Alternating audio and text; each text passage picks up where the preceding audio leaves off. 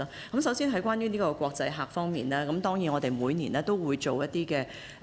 研究啦，咁即係分析啦，咁同埋係收集翻咧，就譬如好似呢一啲嘅國際客究竟佢哋嘅喜好係乜嘢，咁從而咧去針對性咧去到做一啲嘅無論係產品設計啦，或者係同一啲嘅社團合作啦，或者我哋推出一啲嘅資助計劃啦，去做一啲嘅即係吸引國際客嘅，甚至我哋喺即係設計我哋喺國際上嘅一啲嘅工作嘅。咁今年嚟講咧，咁當然即係配合翻引客入區同埋即係吸引多啲嘅國際客咧。咁除咗早前經濟及科技發展局已經推出咗喺北區嘅一啲嘅同一啲大 IP 嘅合作之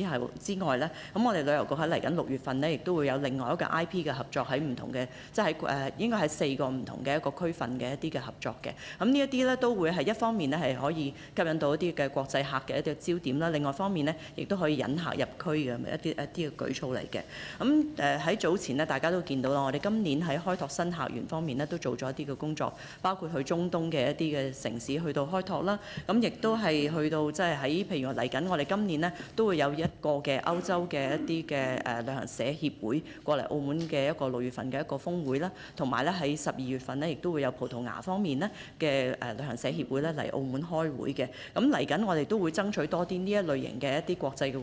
會議咧，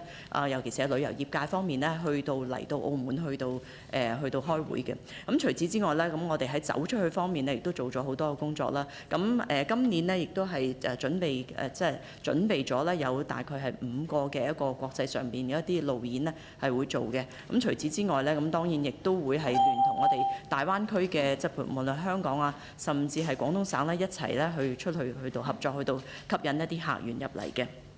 咁頭先